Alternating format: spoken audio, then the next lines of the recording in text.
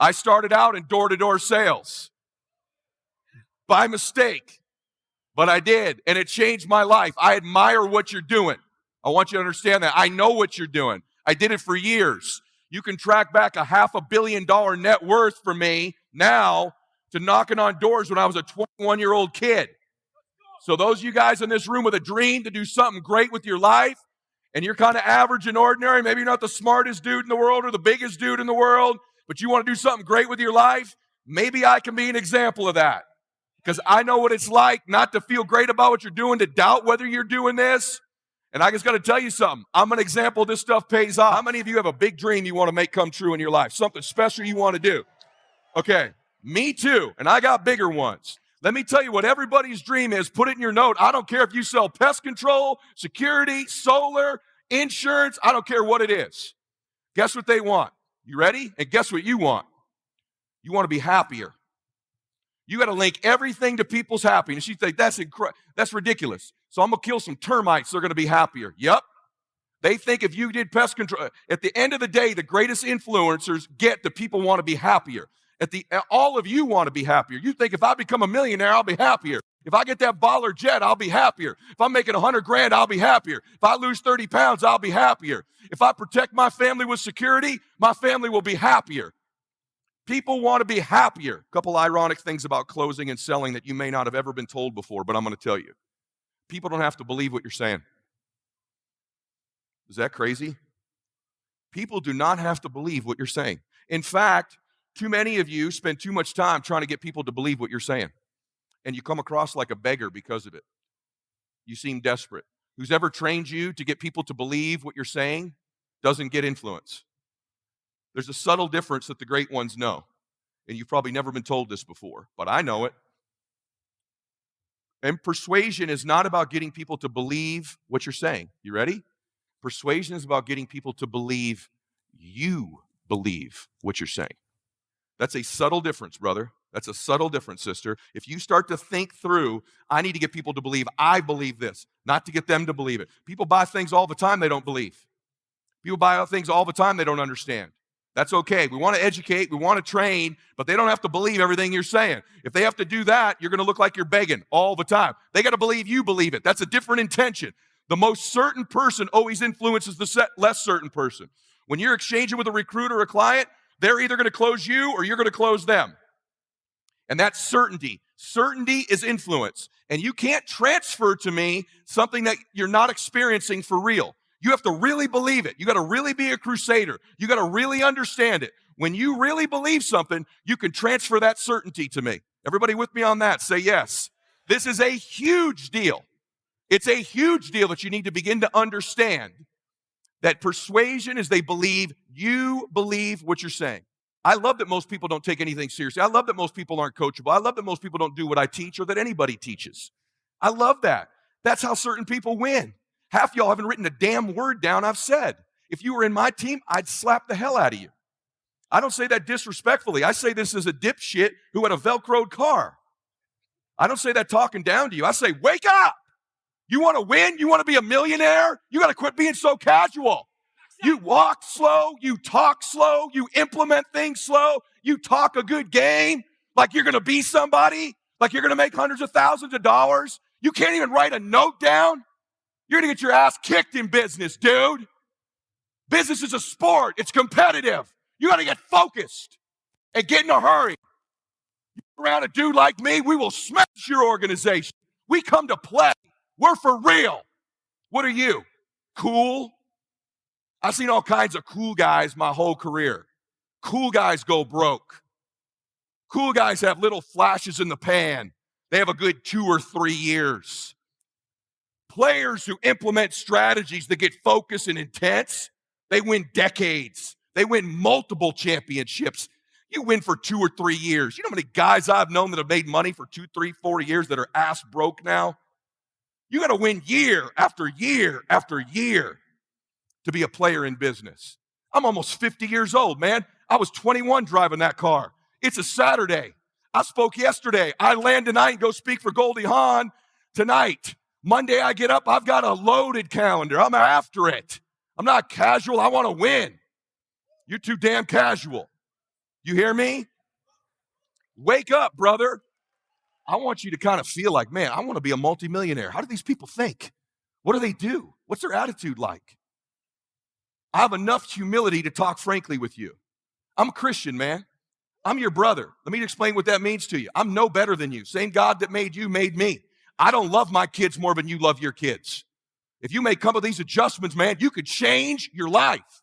You could change your family forever. It's not casual. Your family tree. Let's show you know something. You meet somebody wealthy, their family at one point was not wealthy. And then the one shows up. The one. One person changes a family tree forever. In my family, I'm the one. And it wasn't because I wanted it or I hoped for it. Right? Hey, I fought for it. I fight for the inches. Give me the info. Tell me what to tweak. I like that evangelist thing. Man, that stuff about influence is awesome. I thought he was smarter than me. Turns out he's dumber than me. I want to win. I want to fight for my family. I want my mom and dad proud of me. I want my kids proud of me. I want me proud of me. I want to look in the mirror and be happy with the man I look back at, that he gave it everything, that he went for it. Everything he's got. That's what I want for you. I want you to be happy with you, not cool, where you fake it and front it for everybody here. I mean, when you're alone and you're brushing your teeth, you're driving in the car, you look up and go, I'm proud of you, man. I'm proud of you, brother. I'm proud of you, sister. And you feel it. That's what I want for you. And every once in a while, you need someone to come along and go, come on, let's go. I don't care what level you're at. I'm talking to me as much as I'm talking to you. All kinds of things I ain't doing like I need to be doing. You can change the chapters in the book of your life if you want to. There's a book being written about you. Even if you don't have faith, would you agree someone's probably paying attention to that you're here? Yes or no? Yes? You can decide, you and God, or you, whatever you believe, you're the author. You can turn the page just like Max did on that golf course. I'm no longer that guy. I'm going to walk different, talk different, think different. It might be a year, 2, 3 before you make your putt. It might be year 2, 3, 4 before you get your big win, but you could decide now, I'm going to walk, talk, and be a different person. You decide that. You're the lead character in the story of your life. But too many of you let what I call the extras of life dictate where you're going. You know the extras, you watch a movie at the end, they got the lead characters. Then at the end, it's like cab driver number 2, bouncer number 3. You don't even know their damn names. But in your life, you let those people dictate what you do. You're afraid to knock the door. You're afraid to go for it because cab driver number 2 in your life might reject you. How about you start playing the game for the main characters? Your mom, your dad, your children, you. That's who you play the game for. Y'all hear me? At some point, you got to stop negotiating the price and decide your will to win is not for sale. Here's the truth. Most people's dreams can be bought. With enough failure, with enough rejection, they will sell their children's dreams. They can't still fight. They can get a little bit, but when it gets a little too hot, they go, boom, sold, buy the dream. You can have it. It's not worth it to me. And their will to win is buyable. You can buy it with a little success or a whole bunch of failure. Most people will sell their will to win. Some of you have sold it because you're making a little bit of money. You don't work like you did when you were making nothing. You're not after it like when you were broke. Now you got your 50, 100, 200, 300, 400 measly dollars a year, $1 million a year. Not to be rude, but that would not pay my jet fuel. And you think you're making a lot of money compared to what? But you sold your win for a little couple success. Some of you will sell your win for some failure. You're probably buyable. But if you decide at this meeting, my will cannot be bought. I don't care how long it takes. You can't buy this dude out. I'll keep fighting for my family. I'm the one. I'm going to change my family tree forever. That's the decision. Decide now. You're going to keep negotiating the price, or can you not be bought? Let me tell you something, man. I have this hallucination that when I die, I'm a Christian. Even though you didn't know it from my language today, God forgive me. I'm a sinner saved by God's grace, okay?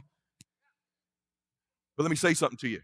I think when I die, when I meet him, he's going to go, well done, good and faithful servant. But I got this other feeling. I think he introduces us to who we were capable of being, who he made you in his image and likeness, the woman or man you were capable. I think he introduces me. Hey, Ed, I want you to meet this guy right here. This is the man I made you to be. These are the places you could have gone. The experiences you could have had, the people you could have helped, the moments, the memories, the way you feel about you, what you could have had, that's the guy right there. And when I meet that dude, I want to go, man, I've been chasing your ass all my life. All my life. And what I want It's him to go, bro, I've been watching you. I'm proud of you, man. You caught me. You did it. You got off track a bunch of times, but you kept getting back on track. Every decision I made was to catch that guy.